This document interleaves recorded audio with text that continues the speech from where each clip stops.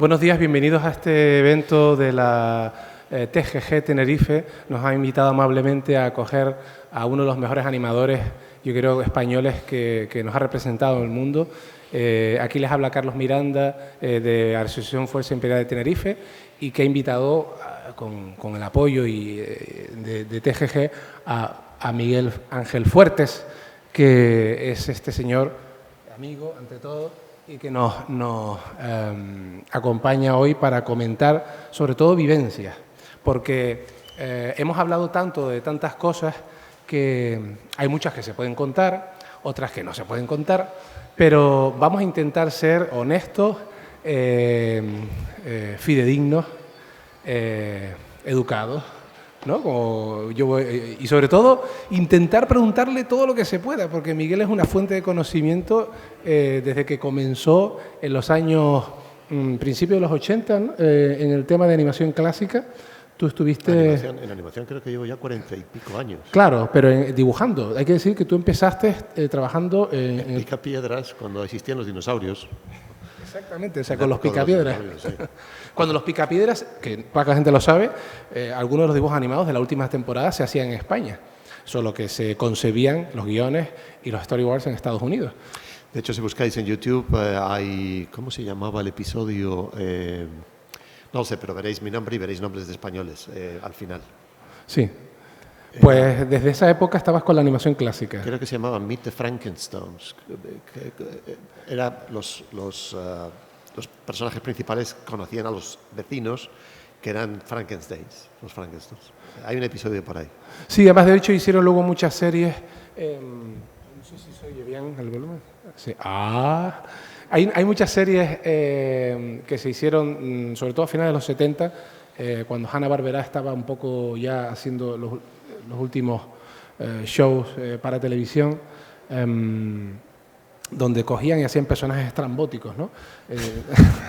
Esto lo hemos comentado muchas veces en podcast en los que tú has participado, el Cartoonscopio. Les recomiendo que sigan ese podcast.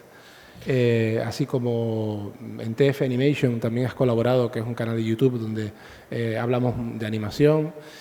Y bueno, hoy en la TGG vamos a poder primero hacer un recorrido histórico por tu carrera con chascarrillos y al final pues un ruego de preguntas que yo creo que a la gente se le ocurrirán cosas mientras hablemos. O al final o entre medias. O entre medias, bueno, esperar al sí, final. O sea, si alguien levanta la mano, sí.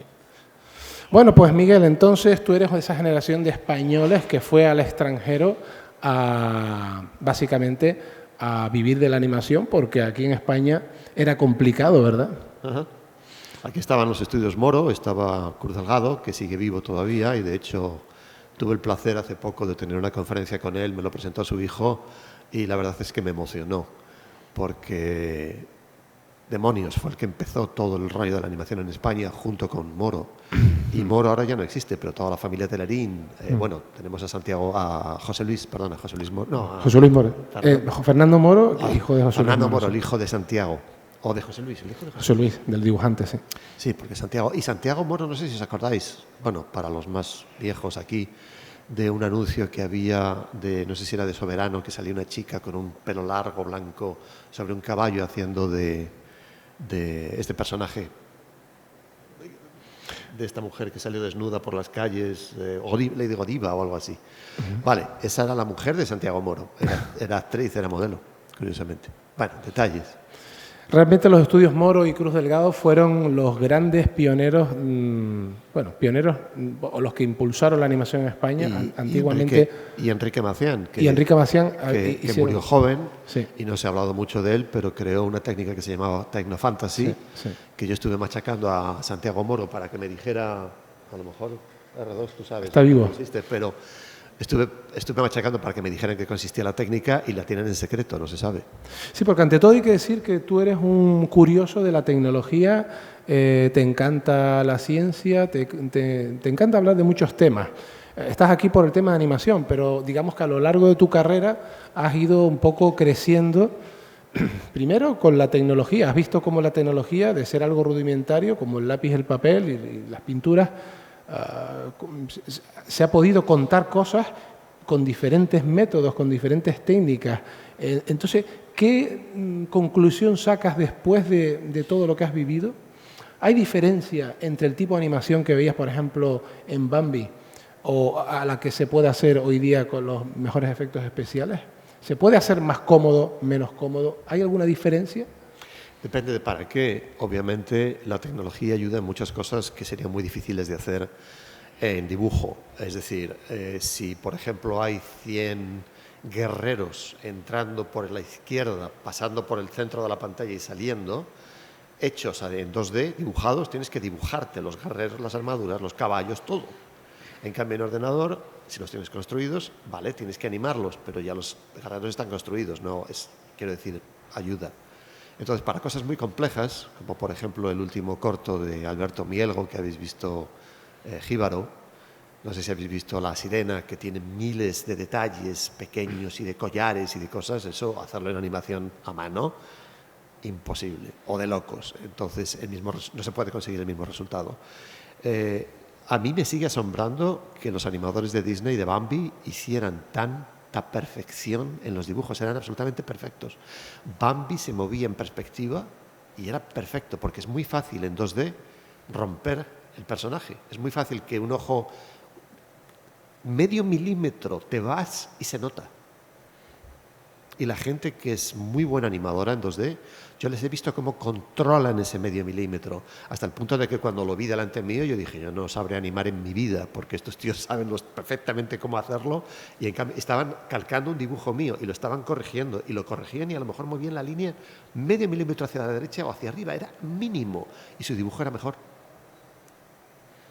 Entonces, ahí fue cuando le tuve realmente respeto a la animación, por lo menos en la animación 2D. Entiendo que Phil Tippett, por ejemplo, no respeta a los animadores 3D porque dice que somos unos vagos. Porque, claro, él mueve muñecos. El stop motion animation es muy complicado, es tan complicado como el 2D. Aunque tienes el muñeco hecho, recordar todo lo que estás moviendo del personaje en cada fotograma es de locos. Y si estás moviendo 3 personajes o 7, peor aún. En cambio, nosotros en el ordenador tenemos el personaje y no se va a caer, está ahí. Un muñeco, le das así, se cae. Se puede estallar un foco, que suele ocurrir. En cambio, el ordenador está ahí. Siempre estará ahí. Se te muere el programa y ha salvado automáticamente y lo tienes. Entonces, puedes moverlo. Te equivocas, lo borras, lo vuelves a hacer otra vez. En ese sentido, lleva razón, somos vagos. Pero demonios, también es complicado animar en 3D. Nada es fácil. Sobre todo si quieres hacer cosas como la de Mielgo, por ejemplo, que me quito el sombrero. Bueno, de hecho has mencionado a Phil Tippett, lo he puesto en pantalla porque si lo tenemos que reconocer de algo precisamente, es de su trabajo en las películas de Star Wars. En pantalla estamos viendo a los AT-AT Walkers, como ese stop motion al que se dedicó Tippett, sí, moviendo pose a pose, sí, frame a frame, filmando frame a frame esos personajes. Bueno, tú conoces a Phil Tippett. Sí. Y es un personaje importante, sí, más personaje que los propios de Star Wars, ¿no? Más personaje que yo. Porque él estaba también en el tema de la creación de máscaras de criaturas, vamos a decir, ¿no?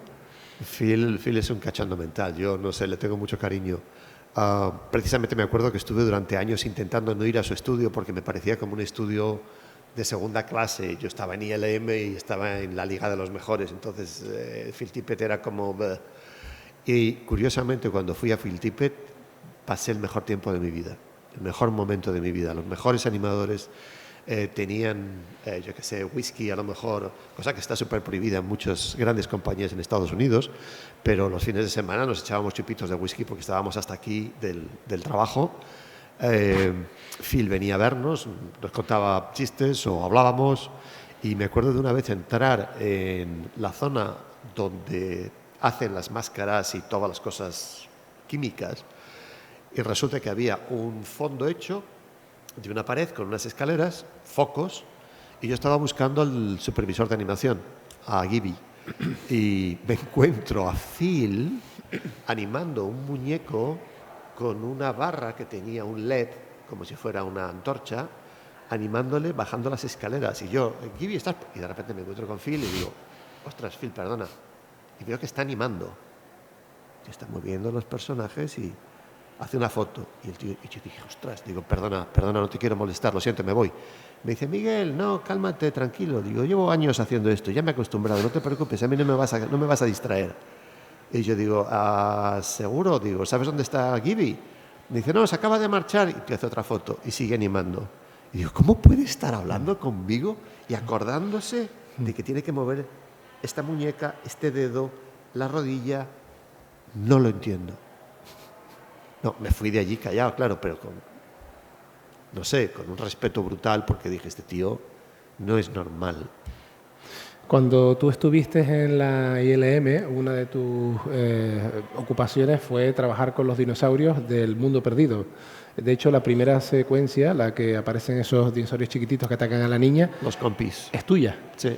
Entonces, Phil, para un poco conectarlo a lo que estamos hablando, tuvo precisamente la coyuntura en su carrera, y me gustaría que lo enlazaras también con ese trabajo tuyo del mundo perdido, de ver si su trabajo realmente servía para algo, porque realmente él pensó en un momento que era extinto, que iba a quedar extinguido su oficio, cuando Spielberg decide hacer por ordenador los dinosaurios.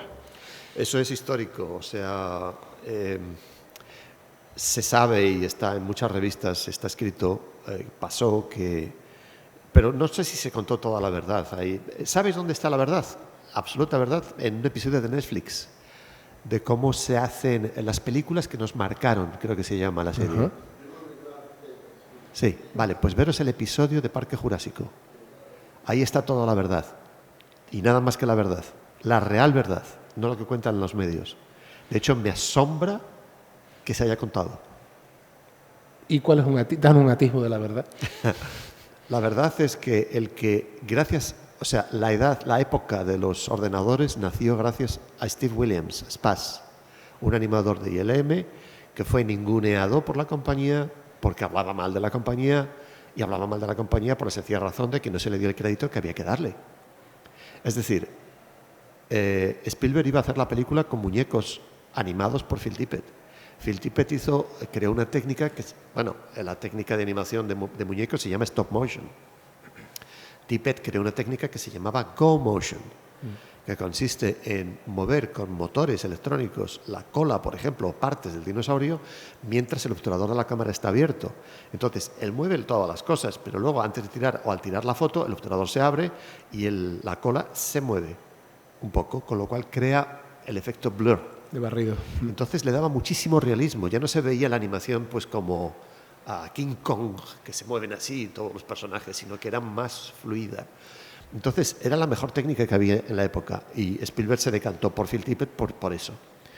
Y bueno, empezaron con el tema, pero los ordenadores también estaban empezando, y los ordenadores en teoría no habían demostrado que fueran capaces de hacer un ser vivo que pudiera respirar con piel, mojado, sudando o algo así. Y Steve Williams, en el sótano de ILM, dijo, esto lo puedo hacer yo. Entonces, creo que la primera prueba la hizo con una amiga, de hecho. ¿Con un ordenador amiga? Un ordenador amiga, sí, lo hizo un esqueleto corriendo. Y después, en el Silicon Graphics, hizo el esqueleto, le puso la piel, hizo un tiranosaurio Rex y lo animó, con toda la dificultad que conllevaba el no tener un software adecuado para poder animar las cosas como se animan hoy. Pero lo hizo. Y se lo enseñó al genio de los efectos especiales. Dennis Muren. A Dennis Muren, sí. Uh-huh. Y bueno, que no... En fin, entonces... Ahí hay algo que no puedes contar. Ahí no puedo contar. Pero bueno, que no convenció... Entonces pasó que Dennis Muren se llevó la prueba de Steve Williams, a Steven Spielberg, y estaba también Phil Tippett, y se las enseñó. Y les dijo... Esto es lo que uno de nuestros chicos ha hecho. De hecho, podéis ver la prueba en YouTube, está. La prueba de Steve Williams. Y ahí es histórico que Phil Tippett dijo, creo que estoy extinto, porque se dio cuenta de que los ordenadores eran capaces de hacer lo que él hacía mucho mejor. Y claro, Spielberg también se dio cuenta y le puso la mano sobre el hombro y le dijo, no te preocupes, no te vas a ir, no te voy a despedir, sigues contratado, y lo que hizo fue hacerle supervisor de todo lo que es la animación de los dinosaurios. Pero debido a que no había animadores de computación que supieran animar en ordenadores en aquella época, lo que sí había era marionetistas que sabían mover muñecos, fotograma a fotograma. Entonces lo que hicieron fue crear un tiranosaurio Rex lleno entero de motores, con juntas, todo el cuello eran motores unidos por juntas. Entonces tú podías mover eso, estabas moviendo pequeños motores y toda esa información iba a parar al ordenador. Entonces lo que ocurría era que tú veías el esqueleto del dinosaurio moviéndose de acuerdo, porque cada motor entendía su posición en el espacio con respecto al anterior. Ese muñeco está en exhibición. Si alguna vez vais a California y vais a ver el estudio de ILM, no sé si está en la entrada, pero vais a ver un esqueleto de tiranosaurio Rex hecho de motores. Y ese fue el que se utilizó cuando empezó la producción. Entonces empezó a hacerse eso, era dar la información de los marionetistas que sabían cómo mover esos bichos al ordenador, y aún así no conseguían todo lo que querían, con lo cual... Claro. Hubo animadores que empezaron a corregir esas curvas, empezaron a animar, y poco a poco la transición se hizo así. O sea, al final, por ejemplo, para Parque Jurásico, nosotros no utilizamos esa marioneta, animamos directamente en el ordenador. Y en cuanto a la escena que tú hiciste de... Pero teníamos de supervisores a los marionetistas. Exacto.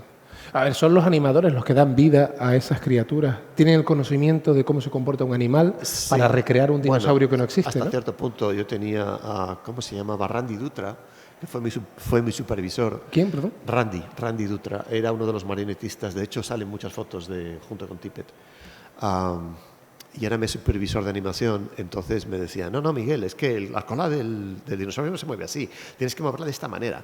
Y yo movía los controles, y me decía, no, pero es que en el siguiente fotograma ahora la punta tiene que estar hacia arriba, no hacia abajo.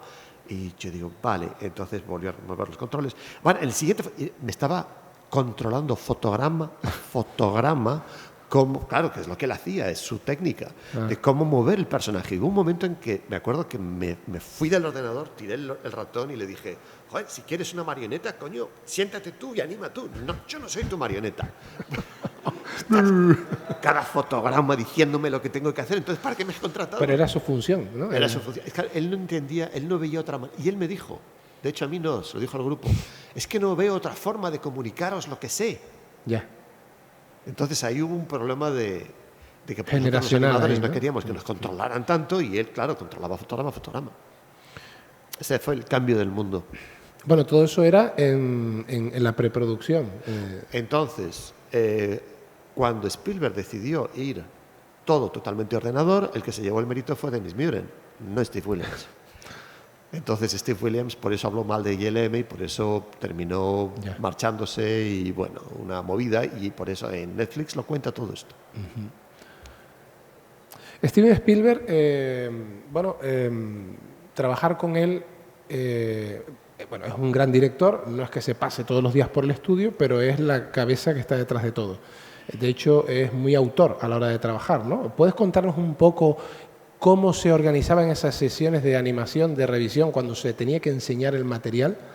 No sé si es autor, Steven. ¿Cómo es lo más bien, definiría? y le llamábamos Steven. Es más bien muy práctico. Es una persona que tiene un conocimiento del cine brutal. Se ha visto cine por un tubo. Tiene un disco duro interno que recuerda a películas independientes, francesas, italianas, de todo tipo. Entonces, él también le gusta experimentar y hace cosas especiales que sabe que van a funcionar, pero que le diferencian de los demás directores. Por ejemplo, una de las cosas que descubrí, será una tontería, estará superado, pero en aquella época era raro. Bueno, no era raro, era el sello de Spielberg. Por ejemplo, si tienes que mover la cámara de un personaje que está hablando a otro que está hablando aquí a la derecha, si él está hablando y de repente empieza a hablar de este, no mueves la cámara para ver a este, a no ser que haya un camarero o algo que pase, o un coche o algo que pase por detrás, para que justifique ese movimiento de cámara. Entonces Spielberg siempre utiliza eso, cosas de fondo, para justificar los movimientos de cámara. Los movimientos no son porque sí. Y otra cosa que le gusta hacer mucho es, en lugar de meter 3, 4 planos, los resuelve con reflejos. Entonces, si él puede hacer, por ejemplo, hay un plano en la lista de Schindler, creo que es en la lista de Schindler, que él está mirando a no sé qué a través de un cristal, y abajo se ve lo que está mirando. Entonces evita tener que poner un contraplano de él mirando, porque le ves a él de espaldas, ves su reflejo en el cristal, con lo cual ves su cara y al mismo tiempo estás viendo lo que está viendo. Entonces las tres cosas están resueltas con un solo plano. Coreografía el plano con una danza, ¿no? De hecho, detrás tienes la foto con Spielberg, ¿no te has dado cuenta? Sí. Ahí Esto fue en Amblimation. Me acuerdo que Amblimation, vamos a hablar un poco de Amblimation, ¿sí? En Londres. Me acuerdo que vino a visitarnos y nos dijo, no traigáis cámaras, no le habléis, no hagáis fotos, no, está todo prohibido.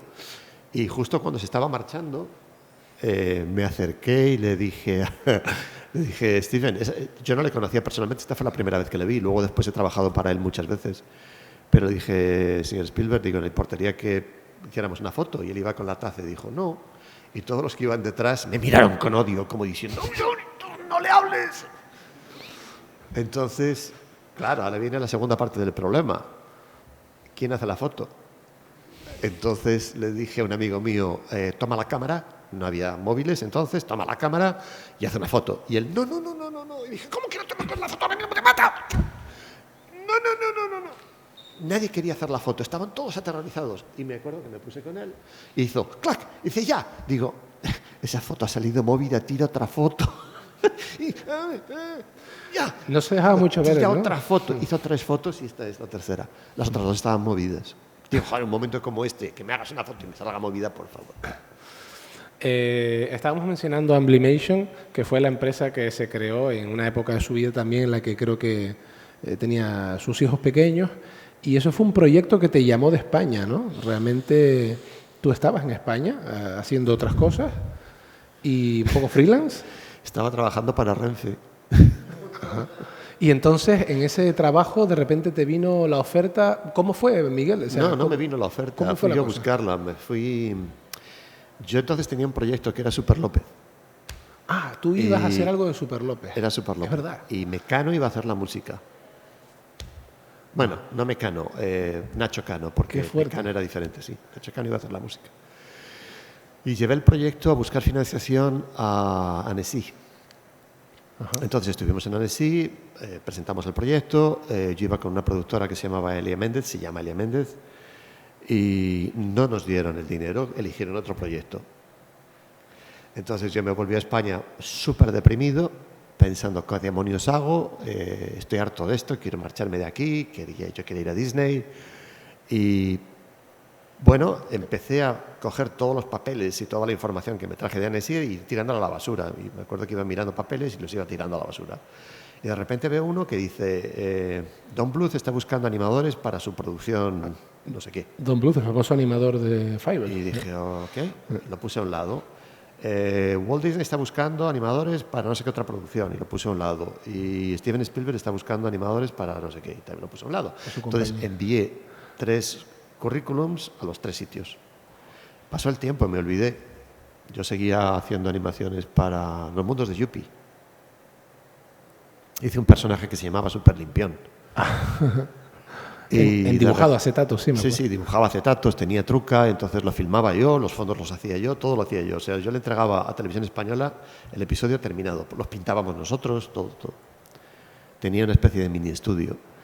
Y de repente me llega un día una carta de Don Bluth diciéndome que no, que soy negro y que no me contrata. Luego me llega otra carta de Disney diciéndome que tampoco, que soy negro y que no me quiere ver. Y yo dije, bueno, pues es mi sino, me quedaré aquí pues a comer paella todos los días y tortilla española.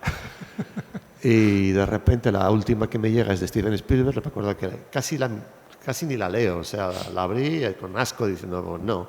Y empiezo a leer y me dicen que estoy contratado para ir a Londres, a Amblimation. Mira, se me doblaron las rodillas, me caí al suelo. Es que no me lo pude creer, dije, no es posible. Digo, ¿cómo he podido engañar a Steven Spielberg? Que han visto en ti que no han visto otros, ¿no? Y de repente me di cuenta, digo, mi vida va a cambiar en ese momento. Y jope, que sí cambió, porque además fue muy difícil, o sea... A nivel personal tuviste que tomar una decisión importante también, ¿no? No sé si tenéis experiencia con las familias españolas, pero las familias españolas no te van a dejar marcharte. Las madres españolas no suelen ser del tipo de madres que te digan, sí, hijo mío, sal, vete a Londres. Sí, vive tu vida. No, es más bien del tipo de madres que dicen, ¿y me vas a dejar, hijo mío? ¿Te vas a ir? ¿Qué va a ser de ti? ¿Qué vas a comer? ¿Quién te va a hacer la comida? Y dice, joder, hay restaurantes, no sé. Entonces son... Las familias, no digamos españolas, digamos latinas, son muy atrapantes. No te dejan volar libre. En ese sentido fue bastante difícil. Y fuiste contratado por Amblimation a hacer A hacer Fievel y el Nuevo Mundo. la primera película... La segunda. La segunda de No, Fievel. Fievel Goes West, Fievel va al oeste entonces. Sí, pues esa, Fievel y el Nuevo Mundo se llamaba.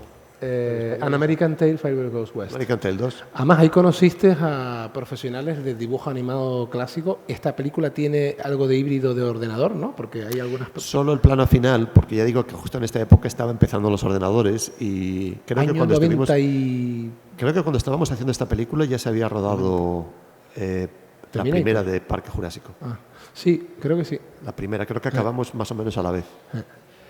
Entonces, si no antes, acabó Parque Jurásico. 91, 92. Entonces, el plano final... ¿El duelo? No, el plano final es Fievel mirando el atardecer. Entonces, Sí. la cámara se le ve a... No, espérate, está el perro con Fievel y no sé si otro personaje. Están los tres sentados en una piedra. El gato. Sí. Un gato gordo. Y la cámara está de frente a ellos y se supone que empieza a girar en 360 grados, se pone de espaldas a ellos y se aleja muchísimo para que se vea lo que están viendo, que es un atardecer, es una puesta de sol. Vale, ¿cómo haces para, en la época del 2D, cómo haces para mover todo un fondo de rocas, de cañones y de montañas para que parezca 3D en 2D? No se puede. Creo que llegaron a pensar en hacer una miniatura, pero alguien dijo, bueno, creo que fue Phil Nivelin, porque Phil es el que estaba loco por los ordenadores, sigo siendo amigo de él, está loco. Y él es el que me metió en Amigas, él tenía una Amiga y estaba haciendo cosas en Amigas. Y decía, vamos a hacer esto en ordenador. Y ya está. Y los animadores, que son de los mejores animadores que he conocido jamás, Stephen Hagen, por ejemplo, uno de ellos, que no habéis oído hablar de él, pero bueno, fue el que se encargó de animar los personajes en 2D, pero en 3 dimensiones. Claro, dibujando... O sea, que se movieran girando de acuerdo con el movimiento de cámara. Del fondo y también, ¿no? Porque el fondo, que iba a ser 3D, no hay problema. La cámara la mueves y el fondo se mueve automáticamente solo, pero los personajes en 2D no. Hay que hacer que funcionen con el fondo. Y me acuerdo que Rob se tiró con ese plano yo no sé cuánto tiempo, no sé si meses. Y llegó un momento en que le dijo al director, no puedo hacerlo, es que no puedo, porque pasaba una cosa, el culo de Fievel vibraba con respecto y se movía con respecto a la piedra, claro. Esa es una de las cosas que hemos descubierto y que es normal, por eso se inventó el Inverse Kinematics, la cinemática inversa, que es cuando un personaje digital toca algo, no puede estar, y ese algo se está moviendo, o sea, tiene que quedarse clavado ahí, entonces el personaje se puede mover, pero la mano no. Y claro, esto es 2D. Ahí tienes que estar continuamente sentando el culito. Tienes que hacerlo con un cuidado y además tienes que intercalar cada línea para que no vibre. Y vibraba. Y decía Rob, no puedo, yo no sé cuánto. Y era uno de los mejores animadores del estudio, no puedo más. Entonces dijeron, no te preocupes. Y si alguna vez veis la película, sobre todo de ese plano final, no sé a quién se le ocurrió, probablemente al departamento de efectos especiales o al director, hacer que los rayos del sol que se están poniendo hicieran efectos de luz en la lente y taparon justo el culo de Fievel. O sea, vas a ver una barra de brillos que están tapando el culo de Fievel para que no se le vea vibrar y moverse y deslizarse.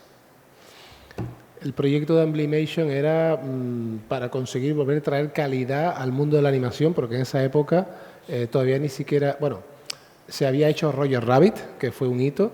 Es que fue por eso. Es que era toda la gente que salió de Roger Rabbit son los que estaban en Amblimation. Claro. O sea, había animadores de Disney. De hecho, yo aprendí a animar ahí, porque dieron cursos de animación ahí. Yo pensaba que yo sabía, tenía ni idea.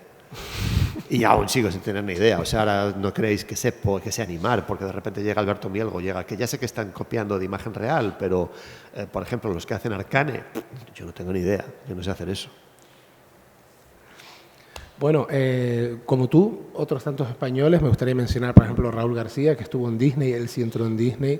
Ese era tu deseo, me decías muchas veces. Sí, no lo he conseguido. Bueno, sí, he trabajado para Disney, pero no he estado Pero en no Disney. directamente, sí. Matías Marcos, tenemos a Antonio Surera, mencionabas antes Ángel Izquierdo, mucha gente que en los años 70, 80 se movieron para...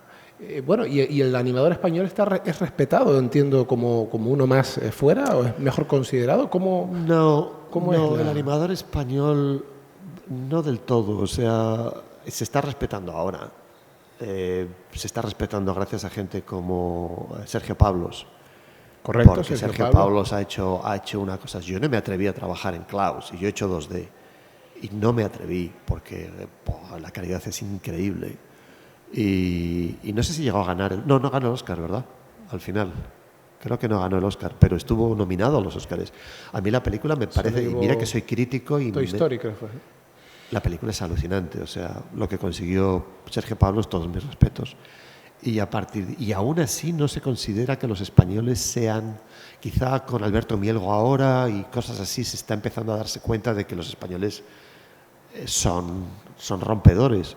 Pero claro, los franceses siguen siendo los primeros porque primero inventaron el cine. Ya no es que inventaron la animación, es que inventaron esto. Y la forma de inventarlo fue a través de animación, porque todo lo que se hacía entonces para que se moviera era fotograma, fotograma. Vale, había películas, había cámaras que rodaban imagen real, pero el primero que empezó fue, ¿cómo se llamaba este francés? Que dibujaba en una pizarra. Émile Cohl. Émile Cohl. Entonces borraba y volvía a dibujar, borraba y volvía a dibujar. Serán dibujos animados, con lo cual los franceses inventaron la animación, aunque está inventada realmente por los prehistóricos de las cuevas de Lascaux y de Altamira, cuando hacían esos personajes con 6 patas. Que se dice que es para simular el movimiento de los animales corriendo. Se dice que es para eso, pero un animal de esos no tiene 6 patas, tiene 4, entonces ¿por qué dibujar? Es lo que ellos veían, claro. Bueno, también tiene un sentido muy místico el dibujar en las paredes de las cuevas y era una forma de contar historias, ¿no? Al fin y al cabo, no tengo ni idea. De pasar ese legado, de explicar lo que ellos vieron, los cazadores, ¿no? Es que a mí me cansa un poco el hecho de que todo lo que descubren que no tiene sentido lo aplican dicen que fue religioso. No tiene por qué. No, pero eso es una ley de vida, es decir, el comunicar lo que has visto, contar algo para que otros aprendan de tus vivencias, ¿no? No sabes por qué lo hicieron, no sabes por qué pusieron la mano y soplaron para que quedara la huella, quizá jugando, quizá probando, quizá dejando una firma de yo existí, no tiene por qué ser todo religioso. Hablemos un poco de Disney porque ha sido siempre inspiración para muchos animadores. Hay gente que tiene la manía de tirar abajo el trabajo de Disney sin posiblemente conocer realmente la importancia que ha tenido en la industria. Hoy hay muchas más empresas que se dedican a esto. Mismo Spielberg es tan fan de Disney como de Warner Brothers. Es decir, el que le gusta la animación coge lo mejor de lo que ha hecho cada estudio y lo que hay fronteras más allá, ¿no?, de nuestras fronteras. ¿Hay algún tipo de animador o de trabajo que a ti te llame la atención, que no sea el que normalmente vemos, que a ti te ha inspirado especialmente para muchísimos. hacer tu carrera? Hombre, el principal de todo lo que yo he visto de Disney, a mí la única película que me ha gustado de todo lo que ha hecho, bueno, hay 2, pero la única película que me ha fascinado fue Fantasía. Bueno, Fantasía fue un hito técnico. Me da igual. La primera estamos hablando. Pues. Sí, la primera. Aquello, yo todavía no me creo que se hiciera aquella película. Fíjate que la segunda no me gustó tanto. Tiene trozos que me gustaron, pero como película, como experimento, Fantasía, aquello fue rompedor porque era algo completamente impensable. Era como videoclips de música clásica. Y además tenía un motivo y tenía una razón. Y funcionó perfectamente conmigo. ¿Sabéis por qué se hizo Fantasía? Porque fue un fracaso económico. O sea, Disney casi se hunde. Tardó 10 años en recuperar el dinero de Fantasía y de hecho se volvió a... O sea, Fantasía se empezó a ver y tuvo éxito 10 años después de su estreno. Y en VHS cuando se estrenó ya... Así de visionario fue Walt. Pero no fue solo él, que muchas veces no se habla de esto, fue Leopold Stokowski. La fusión de Disney con Stokowski. El director de orquesta, que en una cena le dijo, señor Disney, a mí me gustaría hacer una película que tuviera música clásica para hacer que la música clásica llegue a las personas con menos medios, a las personas que no tienen dinero, a los niños, a gente que no escucha música clásica porque se supone que pertenece a esta especie de club especial de gente que son los de la música clásica. Y a Disney le gustó y entonces fue condicional el proyecto. Y fue curioso, digo que funcionó conmigo porque justo antes del estreno, cuando ya se estaba empezando a hablar de que se iba a estrenar Fantasía, yo no sé qué edad tenía, quizá 8 años. Se reestrenaría, claro, para Fantasía. Se iba a estrenar en España, sí. Exacto. Y mi padre me compró los discos de vinilo de la banda sonora de Fantasía. Y yo, que estaba acostumbrado a bandas sonoras, lo primero que puse fue Stravinsky, La consagración de la primavera. Ah, sí. Con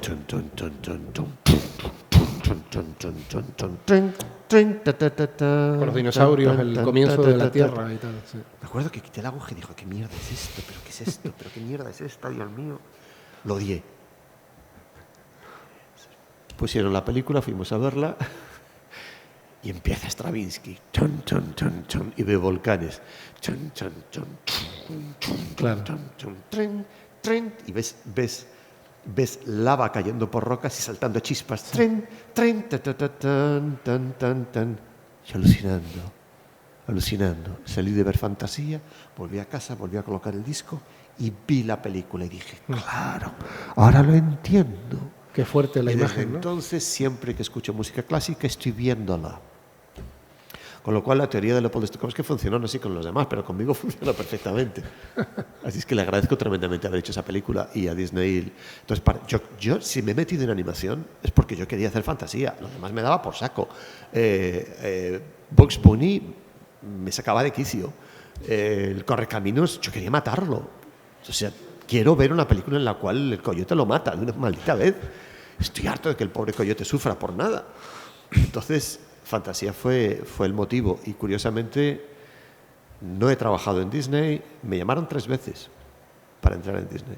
2 dije que no y una dije que sí. Y la que dije que sí al final no salió, con lo cual no he podido trabajar. Luego he trabajado para Disney en otras cosas, como en una película que no habéis visto nadie, que salió directamente a vídeo, que se llama... Ya te acordarás, no pasa nada. Está en mi página, ¿Cuál es tu página? miguelfuertes.com. miguelfuertes.com. Ahí hay información adicional.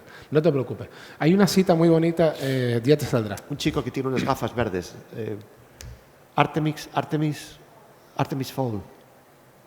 Una película de Disney que salió directamente a vídeo que trata de un chico que es multimillonario y le roba... No, su padre es multimillonario y ha perdido el dinero y resulta que el tío lo que hace es que roba las hadas. Entonces las hadas, los enanos, todos son digitales. Da igual.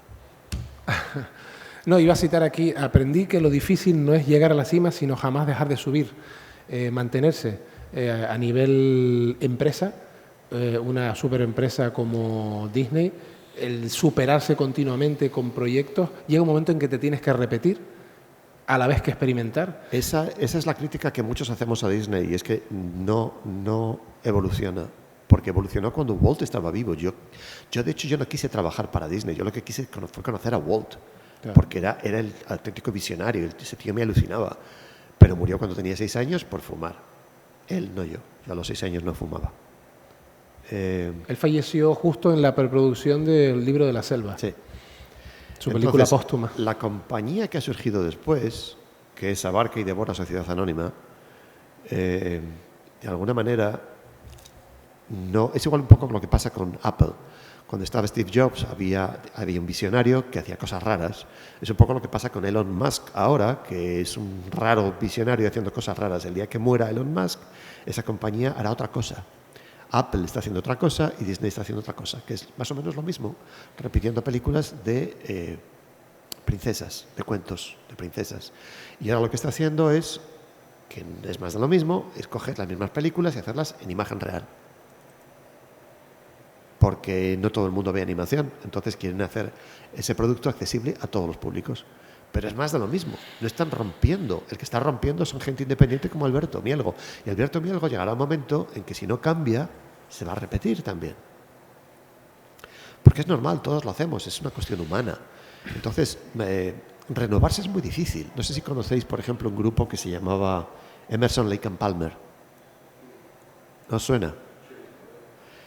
Emerson, Lake and Palmer tenía, además Emerson se hizo famoso porque cogía los sintetizadores y los destruía en el escenario directamente y a la gente se volvía loca mirándole. Emerson tiene una educación de jazz y de música clásica. El tío toca el piano como nadie.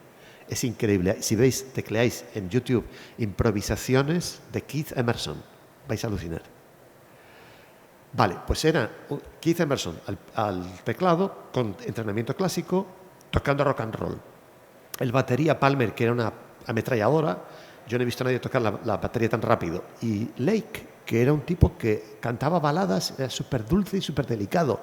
La unión de esos tres era muy extraña. Entonces empezaron a hacer cosas atómicas, realmente. Y claro, la gente alucinaba porque tenían ese rango de interpretación tan diferente.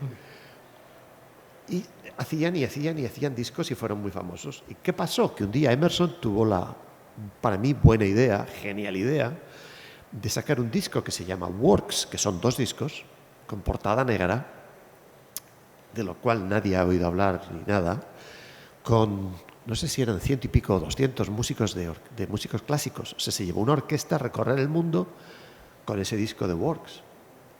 ¿Y qué pasó? Lo que tenía que haber sido un éxito, que por cierto, si lo escucháis es increíble, porque es Emerson, Lake and Palmer con orquesta sinfónica. Es increíble. Pues se unieron. La gente decía, esto no es Emerson, Lake and Palmer, esto es otra cosa. Es decir, no aguantaron la evolución del grupo y se tuvieron que disolver. Emerson, Lake and Palmer ahora mismo están muertos. Otro realizador que, bueno, fíjate de las cantidad de cosas que hemos hablado y todavía no hemos hablado de George Lucas, precisamente un visionario que en su momento también hizo todo al revés de lo que la gente y la industria creía y que luego con el tiempo ha tenido que reinventarse e incluso resistir críticas, así como recuperar la memoria de decir, oye, pero fijaos que en el ojo del huracán en el que él estaba cuando creó Star Wars, ¿no? Sí. Yo quiero sobre todo enfocar a la charla un poco ahora en la aportación de George Lucas al mundo del cine, que aquí tenemos a George Lucas al lado de la Estrella de la Muerte, de la maqueta. Georgie. Y también su niño que era Industrial Light and Magic. ¿Sabéis ese logo de dónde salió? Dibujado por Drew Struzan, un famoso ilustrador de carteles. Por Drew, sí, pero ¿de dónde sale? Ese mago es un personaje específico y particular. Ajá.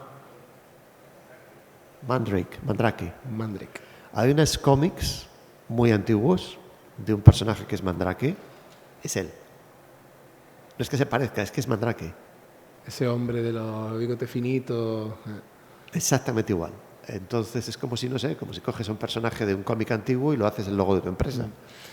Industrial Light and Magic, esa es la empresa que te acogió en tu desarrollo profesional, ¿no? Después de esa etapa de Emblemation, y trabajaste en el episodio 1, cuando George Lucas decide Bueno, sí, lo primero que trabajé fue Casper. Bueno, vamos a hablar brevemente de Casper porque, claro, es animación. Fue otro hito increíble porque animar personajes transparentes que eran todavía dibujos animados, eran bolas con ojos, ¿no? Como sueles comentar tú. Bueno, pero esta fue la primera película que se hizo con personajes que actuaban. Ese es el granito. La primera no fue Toy Story, fue Casper. Lo que pasa es que Casper no está considerada una película de animación porque es un híbrido. Hay personajes reales y animación. Claro. Entonces, como que no se le quitó importancia, pero Casper fue la primera película. Joroba, si nos lo decían, sois los primeros animadores digitales del mundo, sí. no hay más. Y le hizo, vosotros. Claro, los animadores de la ILM, los que empezaban a animar con ordenadores. Pues todo ese equipo, había muchos trabajado en la saga original de Star Wars, y cuando se relanza en el año 97, estuvieron varios años, ¿no? Desde que se hizo Parque Jurásico hasta que se lanza la edición especial de Star Wars, ahí se está desarrollando toda esa nueva horda los proyectos que serían el episodio 1, episodio 2 y episodio 3. Nos centramos en el episodio 1 porque es donde tú realmente colaboraste haciendo un personaje que se llama Sebulba. ¿Cuántos erais animando Sebulba? Tengo esa curiosidad. 2. Luego llegamos a ser 3 al final. Tú eras uno de los 3 animadores de Yo era el Sebulba. supervisor de Sebulba y había un francés, ay, por favor, que es amigo mío, ahora mismo no me acuerdo, ¿cómo se llama? Al final tuvieron que meter a otro ordenador, a otro animador. Los planos de Sebulba son realmente los que aparecen en el encuentro con Anakin. Paul, pues se me está cruzando la palabra Paul, pero estaba a punto de decirlo. De hecho, este animador joder, era buenísimo el tío, es francés, claro, los franceses.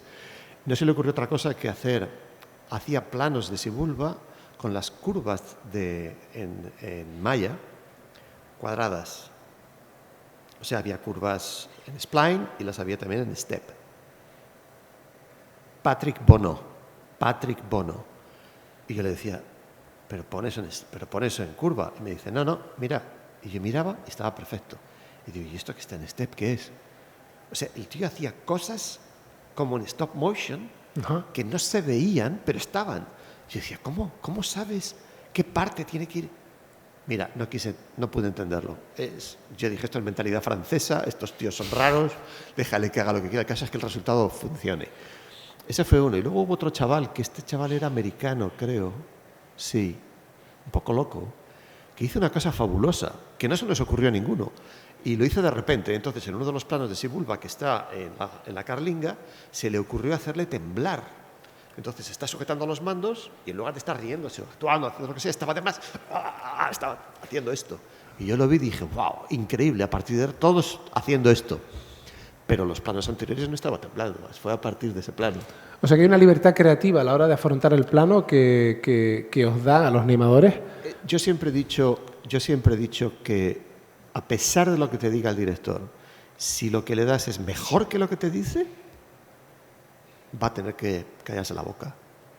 Esa es la libertad creativa. Lo que pasa es que hay veces que hay directores que son muy cerrados, quieren esto y esto, y por mucho que yo les he dado cosas mejores, quieren eso otro. Y dices, bueno, pues vale. ¿Qué instrucciones tenías tú, por ejemplo, a la hora de afrontar un plano con Sebulba? ¿Quién te daba la instrucción? Yo quería que me las diera el director. Siempre he luchado por eso, porque si me las Hablando de George Lucas, ¿está?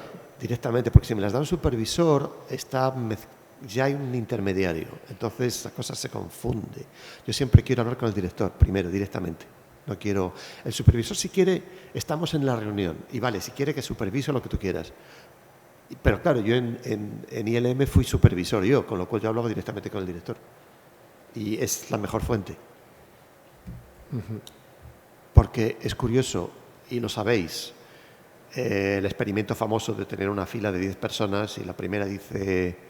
Le cuentas algo y se la cuenta a la segunda y luego a la tercera y luego a la cuarta y luego a la quinta, pero cuando llega aquí la historia ha cambiado. Entonces la comunicación humana es muy pobre, es muy mala.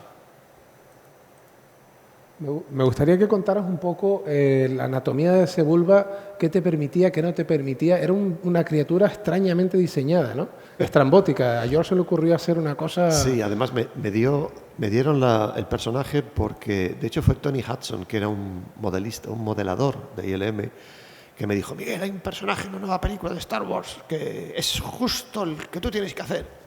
Y dije, ¿por qué? Dice, porque las manos son sus pies y los pies son sus manos. Y yo dije, pues vaya un concepto que tienes de mí. Y de hecho nadie quería hacer Sebulba porque decían, no, es que es un personaje que está al revés. Y yo dije, pues vale, no hay ningún problema. Y me acuerdo que alguien me dijo, todavía me acuerdo porque no me pude creer que me dijeran eso. Me dijeron, pero tío, eso es imposible de animar, ese personaje se cae. Y dije, ¿por qué? Y me dice, porque tiene todo el peso delante. Se tendría que caer. Y yo dije, bueno, no se va a caer porque es digital, obviamente. Si fuera un muñeco, pues sí, probablemente se caería. Entonces, no, pero me lo pensé sinceramente y dije yo, bueno, entonces, ¿qué puedo hacer? Porque claro, si le haces andar, imaginaros, si le haces andar con todo ese peso delante, pues sí, probablemente se caiga. Entonces lo que hice fue echar el culo para atrás y cada vez que andaba, que las patas andaran bastante hacia adelante, con lo cual pude controlar un poco ese centro de equilibrio. Entonces sí, eso fue una cosa que me mentalicé de hacer a propósito, por si acaso alguien luego decía, está mal animado, ¿por qué no? Y había una película Freaks, creo que había un personaje que te inspiró, alguien que le faltaba, no sé si eran las piernas o caminaba con las manos, algo de esto te escuché yo una vez, que te inspiró, porque claro, también... Sí, Freaks, la película en blanco y negro, aquella, sí, no. Claro, cogimos mucha referencia, porque, a ver, los animadores nos rodamos en vídeo para animar nuestros personajes. Pero a ver cómo animas eso. A ver cómo haces tú los movimientos de Sibulba con una cámara, no puedes. Entonces busqué referencia de gente que le faltaba, o sea, que andaba con las manos. Y en Freaks hay actores que no tenían piernas que andan con las manos. Entonces usé eso. Pero para la actuación de Sibulba, el personaje que realmente usé fue el beduino que sale en la película El paciente inglés, que cortaron del DVD. Y hay planos extra de él que se tiraron a la papelera. Y de alguna manera están, pues no sé si en YouTube o no sé cómo tuve acceso a ellos, pero están. Y están cortados a la película. El beduino era fascinante, pero es que yo quise que el beduino fuera, digamos, la base de Sibulba, porque Sibulba es un ser del desierto, igual que el beduino. Y cuando vi la película, en los 2 o 3 planos que aprobaron del beduino, se mueve de una manera que era tan rara que yo dije, no, tengo que incorporar este personaje. Y tiene brazos y piernas, no hay ningún problema, pero la forma de sentarse, los árabes se sientan de otra manera, nosotros no nos sentamos igual, ellos están acostumbrados a sentarse en el suelo o a estar en cuclillas. Entonces este señor estaba como apoyado en sus codos, estaba escuchando al paciente inglés, y hay una de las veces que va a hablar y antes de hablar se mueve como un murciélago con los codos, sin mover el cuerpo, pero se acomoda así y luego habla. Y habla de una forma y mueve la mano de una manera y le mira de lado. Y dices, wow, este personaje... Y fue un beduino real, no era actor. El director lo cogió porque era un ser del desierto. Entonces, claro, me impactó tanto esa forma de moverse y de ser esa energía que se la quise poner a Sibulba lo máximo que pude. Claro, no completa, no pude. Pero una de las cosas que hice fue, por ejemplo, que Sibulba no parpadea. Este personaje no parpadeaba. Luego me di cuenta que el malo de Casablanca, el nazi, no parpadea. No parpadea, está fumando, está saliendo humo y el tío está hablando con Laszlo, diciéndole cuando nos encontramos, no sé qué, no sé cuántos, ¿por qué no puede usted escaparse? No sé qué, está con los ojos fijos. Era un actor alemán, de hecho no recuerdo su nombre, que tenía esa capacidad, ¿no? Y hipnotiza. Y claro, Sibulba tiene los ojitos muy pequeños, con lo cual no se va a notar si parpadea o no, esa es la pena. Pero le hicimos que no parpadeara. No sé, yo era muy puñetero con estos detalles, me gustaba mucho meter detallitos, cosa que la mayoría de los animadores a lo mejor o muchos no hacen, simplemente sacan el plano y fuera, pero a mí me gustan los detalles, como lo de... Ya. Bueno. Realmente hay personajes que estaban destinados a ser un poco los protagonistas o los hitos técnicos de la película, como era el caso de Jar Jar Binks, que luego fue de los más criticados. Y bueno, lo que se trataba es que la película era otro hito técnico increíble porque integraba a un personaje perfectamente con otros actores. Pero curiosamente los personajes más secundarios, como Sibulba, tuvieron más éxito entre el público. Sí, bueno, es que Jar Jar Binks fue odiado por todos, yo creo que hasta todo el estudio lo odiaba, todos los animadores lo odiábamos, o sea, desde el principio, es que no tenía sentido ese personaje. Por ejemplo, esto es una mezcla, lo que estáis viendo ahí es una maqueta, que es la carlinga, y luego el Sibulba digital encima. Ajá. Sí, porque ILM tiene un departamento de maquetas que se utiliza como prototipos, sí, pero que luego se fotografían y se integran con... Sí, bueno, es que ILM siempre ha tenido la filosofía de hacer que el efecto sea digital el 10%, 20%. Ajá. Si puedes meter la mayor cantidad de realismo que puedas meter en el plano, por ejemplo, ahora sí lo hace, claro, con películas en las cuales el mar se come una ciudad, pues tienes que hacerlo. Pero antes, por ejemplo, las salpicaduras de los dinosaurios o cualquier cosa que fuera agua no se hacía digital, se hacía real. Se rodaban salpicaduras de agua digital sobre fondo negro y luego se metían digitalmente. Entonces tenía siempre esa filosofía, por eso se hicieron. Porque aquí se podía haber hecho perfectamente el modelo digital de la vaina, como la llamáis aquí. Pero no, la vaina era real y creo que los mandos eran digitales porque así podían moverlos. Y la cantidad de criaturas y de personajes que están andando continuamente por detrás, ¿no? De hecho, algunos efectos digitales tapaban errores. Recuerdo un plano en que había una caca real que la pisaba R2 y la tuvieron que tapar o algo así. No, la pisaba Jar Jar, de hecho. La pisaba Jar Jar, eso. Sí, y lo dejaron, sale Jar Jar diciendo, no sé qué, no sé cuántas. Pero creo que salió, ya no lo sé. Yo es que he visto el trozo en el cual pisa la caca y está quejándose, pero a lo mejor eso lo cortaron, no recuerdo. Pero, por ejemplo, había otro animador que ahora está de director de animación en ILM, que fue el que animó Jar Jar. Y recuerdo que había un plano que a mí me tocó en el cual Sibulba empuja a Jar Jar, lo tira al suelo y le coge del cuello con una rana en la mano. Y me acuerdo que este chico, ¿cómo se llama? Paul, ¿cómo se llamaba? Me viene y me dice, oye, tú no vas a tocar a Jar Jar, ¿eh? Y le dije, no, yo porque no, está interactuando, pero ¿no? Sibulba le tiene que tocar. O sea, a ver si me entiende. No, pero no me toques la animación. Dije, no, pero Sibulba le tiene que tocar.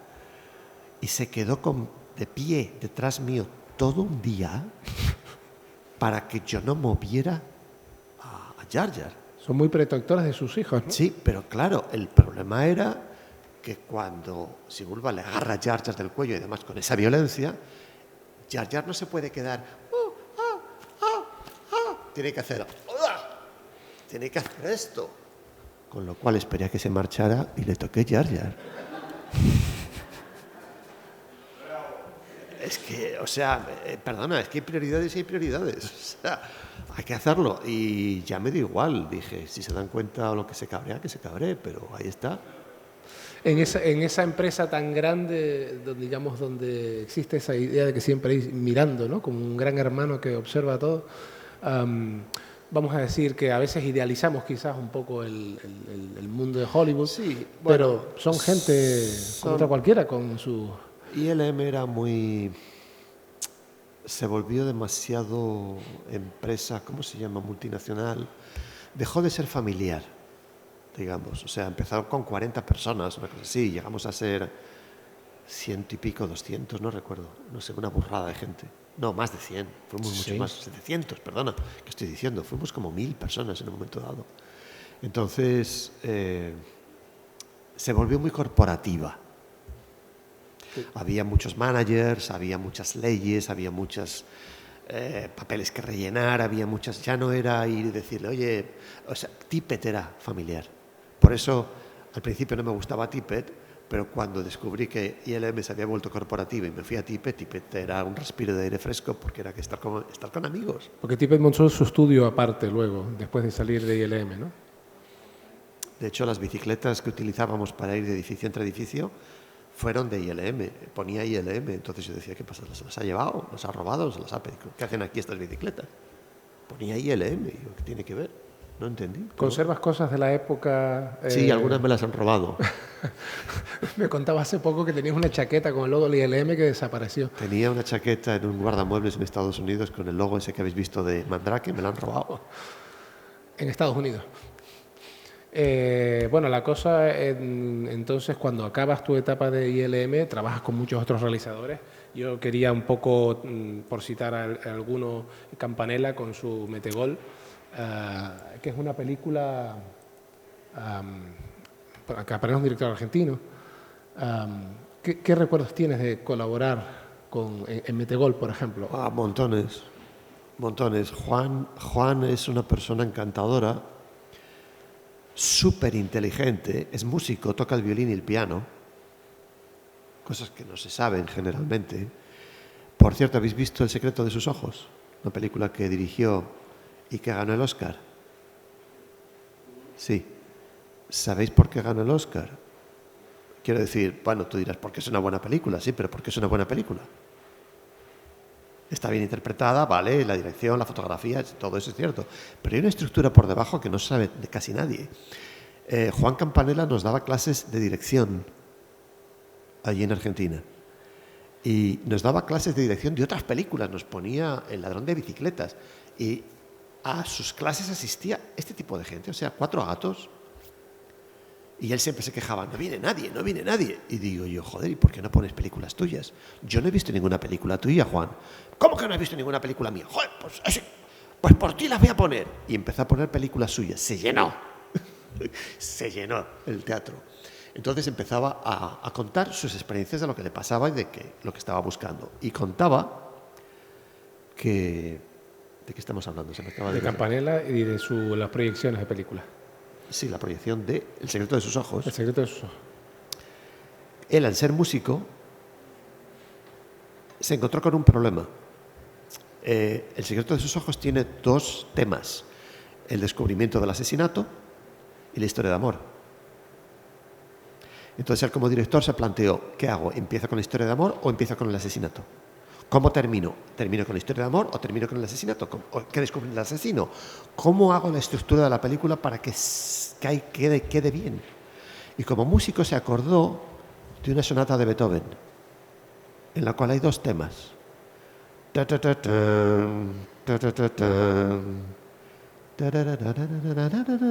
das cuenta de que es un tema que está variando. Y continúa con el tema. Y de repente, cuando acaba con ese, empieza otro tema. Cogió la estructura de la sinfonía de Beethoven y la aplicó a la película. Y nos estuvo dando la clase explicándonos con la música cómo empieza con una cosa, continúa con la otra, hace variaciones, luego las mezcla y al final, y por eso ganó el Oscar, ¿quién ha visto El secreto de sus ojos? Porque lo voy a destripar. Los que no hayáis visto El secreto de sus ojos, os voy a destrozar el final. Al final, en la historia, en la música de Beethoven, parece que acaba con un tema, parece que va a acabar y de repente te mete el otro. Y acaba con el otro. Entonces, en El secreto de sus ojos, capturan al asesino. Y continúa con la historia de amor. Y parece que va a acabar y descubres que el asesino lo tienen preso en una habitación, vengándose de él durante 20 años. O sea, alguien lo ha cogido, no sé si él, no recuerdo, lo tiene torturado. No lo han matado, porque tú te piensas que lo han capturado, lo han metido en la cárcel y lo han matado o alguna cosa, lo han No, él lo ha atrapado y lo tiene preso él durante 20 años en un sitio por haber hecho lo que ha hecho. Esa es la sorpresa. No te lo esperas. Y es un poco sacado de la Sinfonía de Beethoven. Mira, cuando yo le respetaba a Juan, y me acuerdo cuando terminó la charla, en un sitio como este, él se levantó, la gente diciendo adiós y tal, yo me arrodillé y me quité el sombrero. Y me decía, Miguel, ¿qué haces? Levántate. Y digo, joder, Juan, yo te admiraba antes, digo, pero es que lo que has hecho es que esto es alucinante. O sea, esto lo hace un buen director de cine. Hizo una película de animación, que un director de eso. No, pero él lo hizo estoy hablando del secreto de sus ojos. Cuidado, no de esta. Sí. Y es un director de animación. No, él se quejaba mucho. No, es la primera. Quiso probar animación, pero no creo que se meta nunca más a hacer animación. Porque lo pasó mal. Dijo que él, cuando hace películas de imagen real, siempre hace amigos. Y con la película de animación no hizo ninguno. Dice a la gente, no es como en un rodaje. Dice, a la gente parece gente de postproducción. Están ahí todos sentados delante de ordenadores y no puedes hablar con ellos. Y dije, es lo que hay. Y dice, además se hace al revés. Dice, ¿qué es eso de que primero se rueda el sonido? Joder, en el cine de imagen real el sonido se hace al final, no al principio. ¿Por qué en animación se hace al principio? Y digo, porque tenemos que imaginarnos y escuchar las voces. Ya, pero es que esto al revés, es que hay que montar la película antes de hacerla. Y digo, ya. ¿Qué hacías tú? ¿Hacías un personaje? A mí me dieron un malo, ¿era? Me dieron al manager. Que era cojo, malo. ¿no era? Sí, bueno, no era cojo. El manager es un personaje secundario, pues estilo Sebulba. Es que me estoy acordando de un actor que hace lo mismo un poco que yo. Yo es que siempre cojo personajes secundarios, pero como que les doy chispa. Entonces hay un actor, el de Mad Max, el que hizo Mad Max con... un secundario de Mad Max. No, hizo de Mad Max. Pero el actor siempre hace actores secundarios que a veces nunca descubres que es él hasta el final, cuando lo ves. Vale. Ahí va, Tom Hardy. Sí. Tom Hardy no va de guaperas. Tom Hardy se esconde, se pone máscaras. No sabes que es él. Y al final cuando ves los créditos dices, Tom Hardy, ostras. Pues me pasa un poco igual. O sea, el personaje del manager no era un personaje principal para nada. Pero cuando tuve que animarlo, tiene las patitas cortas. Y no sé por qué. Y pasó porque el departamento de arte, que tenía amigos allí, estaba viendo los dibujos que hacían y de repente me encuentro con un póster en el cual se ve al manager cuando era joven en un equipo de fútbol. Y yo dije, o sea que el manager fue futbolista. Y me dijeron, sí, bueno, es simplemente por poner el pasado del personaje y tal. Y yo pensé, ¿y por qué es tan malo? O sea, porque el malo de la película es un chaval joven que el manager convierte en malo. Él le hace que sea malo, con lo cual la maldad viene del manager. Entonces yo me pregunté, ¿por qué todo esto? ¿Cuál es la motivación de este tío de convertir a un niño odioso en alguien peor que él? Para que luche contra el protagonista. ¿Por qué? Y dije, tiene que haber tenido un trauma de niño. Por eso, cuando he dicho antes que me gusta hablar de animación, pero me gusta hablar de muchas cosas, como me meta en metafísica, vas a ver. O sea, os quedáis aquí todos a dormir. Tuvo que tener un trauma. Y la foto, el dibujo de él siendo futbolista me la dio. Dije, ¿y si el sueño de este tío era ser futbolista y famoso? Y por alguna putada o un accidente se quedó cojo y no pudo hacerlo. Y esa rabia que tiene interna hace que coja a este chaval joven y le vuelque su rabia para convertirlo en el mejor jugador de fútbol del mundo y que vaya en contra del protagonista. Pero claro, lo hace de mala manera con odio, con lo cual el personaje se volvió odioso. Y claro, ahí me chocó, o sea, todo coincidió y dije yo, vale, ahora tengo la psicología del personaje, ahora sé por qué actúa como actúa. Entonces empecé a animarlo, cojo. Y claro, me llega el supervisor de animación y me dice, pero ¿por qué animas a este tío cojo? Digo, ¿por qué cojo? Pero no, si está bien animado, pero no, hay que hablar con Juan. Y digo, pues habla con Juan. Y vino Juan y me preguntó, ¿tú por qué estás haciendo el personaje este cojo? Y le dije, por esto, y le conté la historia del personaje. Y Juan se me quedó mirando y me dijo, ok, continúa. Continúa, muy bien, continúa. Se marchó. Y el personaje es cojo. Ahí contribuiste al personaje. Hasta el punto de que hay una escena en la cual se supone que tiene que subir a un sitio. Bueno, tenía que andar por un teatro hasta llegar a una pasarela en la cual subía arriba y se sentaba. Y es imposible porque el personaje no solamente tiene las patas cortas, sino que encima es cojo. Entonces, el plano tenía tantos segundos y no daba tiempo. El plano hubo que cortarlo para que no se le viera entrar, sino que ya iba por la mitad. Y el fondo, que ya estaba hecho, no lo quisieron cambiar, tuvo que agarrarse a un sitio y subir porque no podía subir por la condición que tenía. Entonces Juan aprovechó eso y cambió la voz, que no estaba en la voz original, llamó al actor de voz de nuevo para que grabara una frase que dice algo así como tenemos 50.000 cámaras, tenemos no sé cuántos focos, tenemos 3 estadios, no sé qué, y una par de escaleritas, o algo así, una puñeta de escaleritas, cuando sube esa frase de un par de escaleritas, como diciéndome, me está jorobando. Eso fue nuevo. Pues vamos a mencionar una más y ya cerramos la charla tuya. Ese corto que hizo Carlos Baena, en el que tú estuviste animando durante bastante tiempo. 1 año y pico. Y fue un poco una obra de arte que quiso Baena preparar. Sí me gustaría que comentaras una pincelada y ir cerrando. ¿Qué queréis saber? Pues me gustaría saber cómo es Baena como director, puesto que él fue animador en Pixar. ¿Y lo conociste ahí, por ejemplo? Sí, no, lo conocí en ILM, él estaba en ILM. Exactamente. Y se marchó, era de los animadores de ILM. Se marchó a Pixar, sí, porque se hartó de hacer efectos visuales o lo que fuera. Y bueno, le contrataron en Pixar, a mí no, pero a él sí. Y esto lo hizo él por su cuenta, y hubo un crowdfunding, me acuerdo. Sí, pero lo hizo fuera de Pixar. Este corto no tiene nada que ver con Pixar. Correcto. ¿Cómo es en ese corto, Baena? ¿Cuál fue tu contribución a él? ¿Qué quiso él de ti? Un poco cuéntanos. La verdad es que no sé lo que quiso, pero él cogió a sus amigos, cogió gente que conocía, cogió gente que sabía que podía animar. Cogió bastantes animadores de Pixar. Esa fue mi forma de trabajar en Pixar, fue a través de este corto. No trabajé en Pixar, pero trabajé con animadores de Pixar y mis planos están ahí aprobados, con lo cual significará algo. Digo, ¿Qué animaste dentro del corto?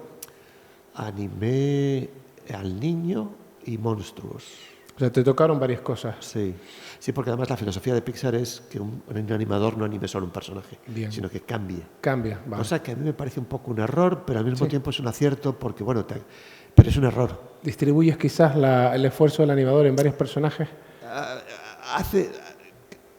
creas sangre nueva, pones, por ejemplo, este chaval que vino a Sibulba en el último momento que metió eso, Sí.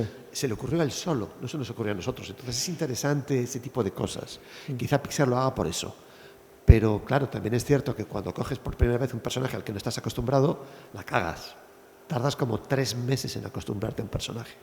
Pues la Noria, que es así como se llama el corto, tuvo bastantes menciones, pero fue a pulmón, hecho a pulmón, y algunas que él quiso haber tenido y que sin embargo no tuvo ese reconocimiento, ¿no?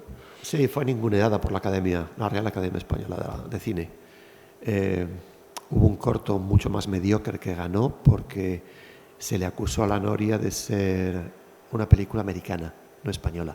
Y no era americana, era española, con mucha gente española trabajando y sobre todo además porque los cortos no se puede saber si son americanos o españoles, excepto cuando España pregunta si el director es español, si el guionista es español, si el montador es español y si el animador principal es español. Y todo eso coincidía, porque era Carlos Baena. Entonces, el hecho de que hubiera animadores extranjeros no pinta nada.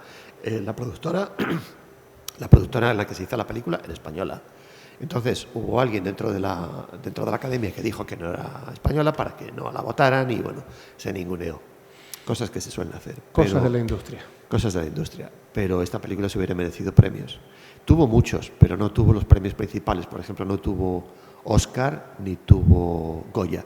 Y Oscar, no sé, yo para mí que técnicamente se lo merecía, pero el Goya seguro. Y no tuvo ninguno.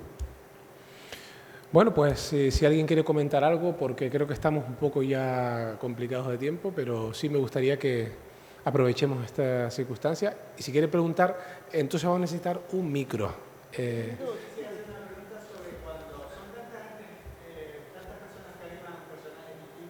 Si son personas que animan personajes distintos, que tengo que decirlo aquí porque si no, no se oye. Yo entiendo que todos tienen un guión y todos tienen una posición, pero ¿cómo se ponen entre ellos? Todos tienen un guión, una posición. De que se vuelva coja a Yaya. ¿Cómo los hacen interactuar los personajes? Muy buena pregunta. Precisamente porque para eso hay animadores lead. Es decir, un animador lead, un animador que guía. Entonces, el director tiene que dejar muy claro lo que quiere y lo tiene que escuchar todo el equipo. Si el director se lo dice solo al supervisor, ya vamos mal. El supervisor puede interpretar mal lo que el director le dice. El supervisor se lo dice al lead y el lead puede interpretar mal lo que le dice el supervisor. Ya llaman de 3 personas. Por eso yo siempre he dicho que cuando hay que crear un personaje, tiene que hablar el director a todo el mundo. Y luego ya si quieres, el supervisor supervisa y el lead lidera, pero tenemos que escuchar al director, todo el mundo. Entonces el lead lo que hace es que, de acuerdo con lo que escuchó con el director, dice, hay que tirar por aquí. Yo, por ejemplo, a Sibulba dije, no hay que hacerle parpadear y hay que hacer que los pies estén por delante por aquello de que se cae. Entonces eso es lo que le dije a mis animadores. Luego ellos empezaron a meter cosas como lo de la vibración que no se me ocurren a mí, pero siguieron esa guía y por supuesto les puse los planos del paciente inglés y les puse los planos de estas personas que andaban para que se guiaran por eso. Entonces hay como una estructura, pero también es cierto que hay veces que no la hay y hay personajes que hacen cosas y luego hacen otras y está en la película y es cuestión de que el director lo acepte o no. Porque hay veces que lo acepta, pero hay veces que no. Hay veces que dice el personaje no puede hacer eso. Por ejemplo, Mickey Mouse tiene una Biblia. Mickey Mouse hace una serie de cosas y no hace otras. Goofy hace una serie de cosas que Mickey Mouse no hace. ¿Entiendes? Entonces cada personaje está muy definido con respecto a su forma de actuar. Y eso, en estas producciones de Disney, hay Biblias que te dicen cómo es el personaje. Recuerdo que hice publicidad de un personaje que es blanco, que está hecho de harina con un gorro de cocinero americano que se llama Pillsbury Doughboy, que al final siempre le aprietan con el dedo en la barriga y hace... Ese personaje estaba registrado y tenía Biblia. tenía Biblia. Me decían todos los ejecutivos de la compañía de Pillsbury, me decían, es que Doughboy hace unas cosas y otras no. Es que Doughboy no se comporta nunca malo. Doughboy siempre es bueno, siempre está sonriendo, siempre está alegre, siempre está feliz. Y me acuerdo que yo, en la publicidad que me tocó hacer, le hice triste. Había uno de los actores que decía, bueno, me voy, luego vengo, y se va. Entonces ves a Pillsbury Doughboy que está como diciendo, ven, ven, y el chico se va y se queda. Y me acuerdo en una reunión con ejecutivos de Pillsbury de todo el mundo, con un micrófono de esos grandes, que había como, yo no sé si había 100 personas ahí dentro, porque estábamos hablando con varios países. Claro, la mayoría estaban callados, pero cuando se ponían a hablar decían, aquí en Francia, aquí en París, aquí en Londres. Yo decía, ¿cuánta gente hay ahí? Y estaban viendo mis animaciones y me decían, es que Doughboy nunca está triste. Es que no puede ser, es que está rompiendo. Y yo dije, bueno, ¿y por qué no hacéis una renovación de personaje? Digo, porque esto juro que lo dije, y lo aceptaron. Les dije, es que nadie se puede empatizar, vincular emocionalmente, vincular a un ser que siempre está feliz. Llega un momento en que lo odias. Tiene que demostrar que es humano y que está triste y que llora. Entonces, joder, poner emociones, que al final termine feliz, pero que empiece, porque siempre en animación, si funciona, hay que hacer arcos. Arco de actuación, claro. Pero no solamente en animación, hay que hacerlo cuando escribes, cuando compones música. Por eso también Beethoven hacía el ta-ta-ta-tan y luego ta-ra-ra-ra-ra. En todas las tormentas hay un centro de silencio. Si estoy hablando de metafísica. Es contraste, Miguel. Contraste. El contraste es lo que llama al ojo humano. Es lo que llama a la mente. Una mente humana delante de una superficie blanca se autosuicida, se aburre, no. Terminará buscando tonos de gris para entretenerse. Siempre va a buscar contraste. Entonces, la forma de atraer la atención de una audiencia es crear contraste. Yo ahora no lo estoy creando porque no me estoy levantando. Yo generalmente cuando doy conferencias me levanto y hago cosas y tiro cosas. Entonces, aquí estamos sentados y esto suena como que estoy dando la clase magistral y hay gente que se duerme, es normal. Pero el contraste es esencial. Y si Pillsbury no tenía contraste, es un robot. Entonces, está bien que los personajes hagan cosas diferentes, pero hasta cierto punto. Porque si es completamente diferente. Si de repente ves a Mickey Mouse haciendo lo que hace el Pato Donald, por ejemplo, que se pone... Dices, ¿qué está haciendo? ¿Qué pasa? ¿Qué ha pasado? ¿Se ha metido drogas o qué? No lo entiendes el personaje. Entonces eso es importante. Son perfiles claros y distintivos, ¿no? Y que luego se complementan. Por eso funcionan bien Mickey, Donald y Goofy, ¿no? Claro, cada uno tiene que tener personalidades diferentes. Por ejemplo, los 7 enanitos, Blancanieves, tuvieron Óscares porque cada personaje era diferente. Y Disney Walt se empeñó en hacer que cada uno tuviera su personalidad. Y Gruñón tiene su arco de actuación, que es el que más llora por la muerte de Blancanieves, el más... ¿Ves? Eso es lo que me gustó. Quizá lo aprendí de ahí subconscientemente, pero claro, Gruñón está todo el rato cabreado, está todo el rato odia a Blancanieves. Y resulta que hay un momento en que Blancanieves está besando a los enanos, besa a Gruñón y Gruñón se pone... Y dices, ahí está claro que los tíos hicieron un trabajo mental en el cual si está cabreado es porque nadie le ha visto, nadie le ha dado cariño. Y en el momento en que, y claro, está Blancanieves, esa supermodelo que está ahí, que todos están locos por ella, y él pues como que la odia porque sabe que todos los enanos, ella va a besar y va a querer a los enanos, y a él no porque es cabreón. Pero resulta que también le quiere a él. ¡Pum! Descubrimiento, entonces se derrite. O sea, hay psicología detrás. Sí, eso es el trabajo de Walt con los guionistas y con los animadores. Eso es lo que hay que hacer. Por eso los personajes son más verosímiles. Y ahí hay un cambio de personaje. Gruñón se derrite. Porque podía haber reaccionado... De hecho, creo que se cabrea cuando le besa. Y de repente... Ese contraste nuevamente, ¿no? ¿Cómo puedes preparar esa actuación? Esa es la magia de la animación. Esa es la magia del storytelling, del contar historias. La animación es una técnica. Sí, señor. Pues muy bien, pues acabamos con esa frase y creo, es que no acabemos, sí, sigamos. Bueno, no sé, si nos dejan una pregunta más. ¿Tú eres tan amable? Es que me gustaría tener el micrófono. Bueno, dila y yo la repito aquí.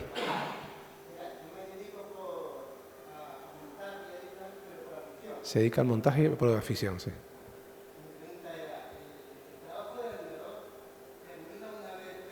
trabajo del animador termina una vez terminado el plano. ¿O se pone al lado del montador? No, somos un poco marionetas. Terminamos cuando termina el plano y ya está. Y luego el montador... No, pero es que la película de animación ya está montada de antes. O sea, una buena película de animación ya viene montada. Es decir, cada plano tiene que tener sus segundos, porque todo el presupuesto está basado en eso.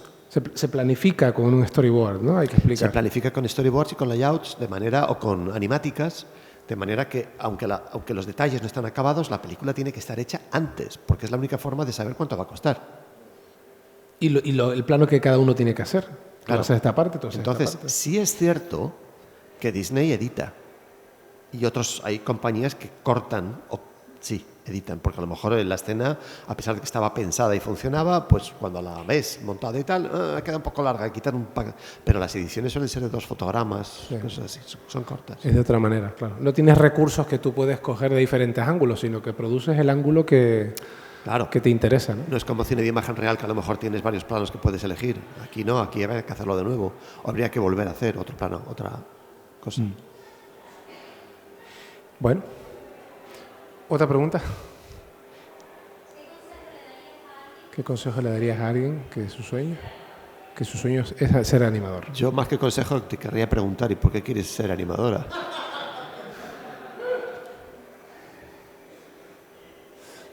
¿Por qué? Porque te gusta la animación, porque quieres hacer eso que ves. A todos nos gusta la animación y no quieren ser animadores. ¿Por qué quieres ser animador? Es que es diferente ser consumidor que ser da igual, ¿por artista, qué quieres ser ¿no? animadora?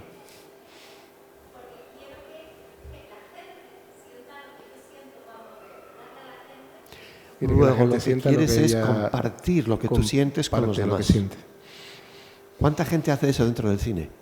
Los actores lo hacen. Los guionistas lo hacen, los directores lo hacen, los productores no. Los animadores lo hacen.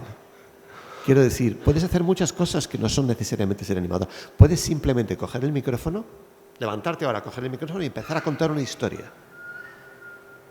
De cómo Coyotito se enamoró de una de las estrellas que bajaron del cielo, por ejemplo, y luego subían con cestas otra vez al cielo y quiso subir con ellas para bailar.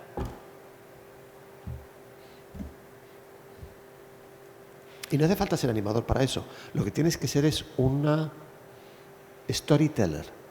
Contadora de historias, ¿no? Una contadora de historias. Es decir, tú quieres contar tu historia al mundo. Sé animadora desde ahí. Bueno, un realizador, un director cuenta, ¿no? Espérate que llegue al fondo.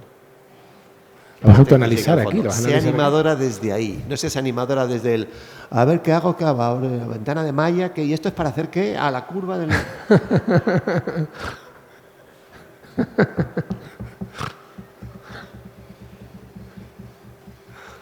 Si un personaje tiene que coger un vaso de agua y te dicen que coja el vaso de agua, cualquier animador de curvas cogería el vaso de agua. Tú, si lo haces desde el storyteller, preguntarás, ¿y por qué coge el vaso de agua? ¿Qué hay en el agua? ¿Cómo está el personaje? Claro, te van a mandar a la mierda seguramente porque te dirán, esto no es imagen real, no quieres saber la motivación del personaje. Bueno, hay formas de buscarte la motivación del personaje, no se la das tú. El personaje está sediento, está bebiendo agua porque está haciendo una interrupción, porque tiene miedo de lo que va a decir, resulta que el agua está envenenada. O sea, es que todo eso va a influir en que la mano coja el vaso, pero le metas un detalle que diga el por qué está cogiendo el vaso de esa manera. Y puede que se le escape a la mayoría de la gente o no, pero si lo haces bien y les llega a la gente, ya te estás compartiendo con los demás siendo animadora. De todas formas, hay maneras de afrontarlo para un largometraje como para una serie que todo va como a hacer churros, ¿no? Sí, yo ahora mismo estoy trabajando, por ejemplo, para una serie que es francesa a través de un estudio belga. Llevo un año trabajando con ella y está acabando conmigo.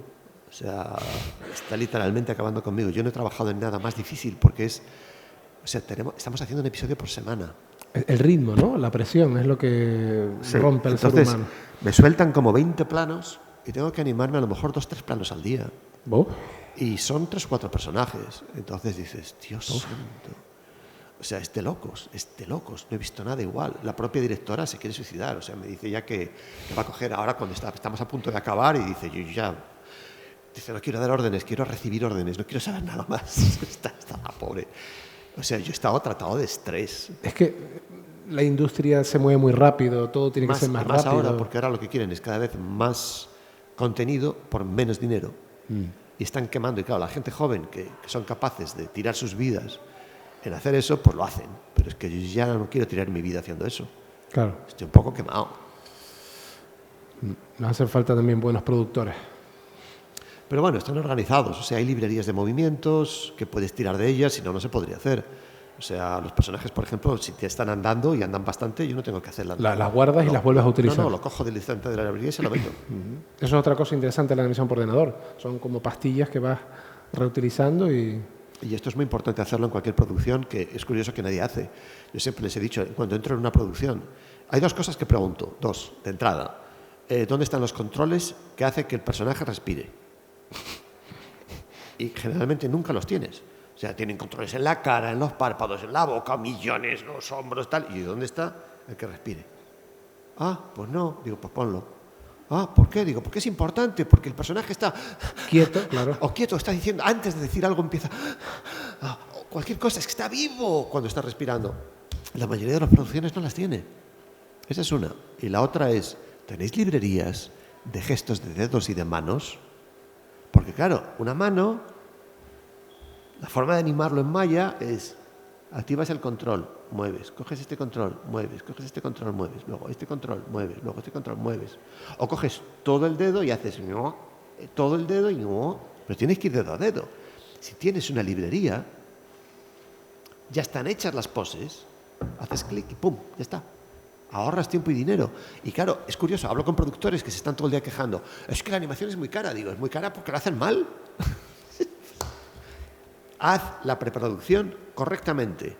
Haz que los layouts y los storyboards estén al detalle, que es lo que hace Pixar, al detalle, para que no haya problemas ni dudas, sino que ves, porque, joder, dibujar en papel es barato.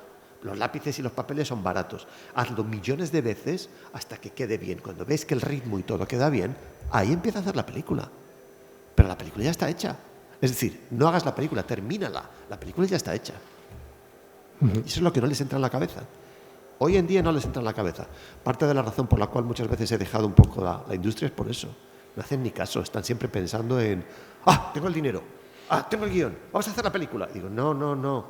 Vamos a contratar, no. Coge 2 o 3 personas y hace el storyboard. Bueno, sí, el storyboard, venga, ya está, ya funciona. No, termínalo. Ya, pero es que es mucho tiempo. Sí, pero son 4 personas durante, ¿qué? 2 años, 3 años. 4 personas, no cuesta dinero. En cambio, 100 personas, 2, 3 años, ahí ya, qué caro. Repitiendo planos, ajustando cosas. No, joder. Parece mentira que seamos Homo sapiens. Bueno, pues ahora sí que es verdad, tenemos que dejarlo. Muchísimas gracias, Miguel, por todos tus recuerdos, conocimientos. Y nada, nos despedimos hasta la próxima. Te seguiremos. ¿Cómo decía Porky? Esta está toda, amigos.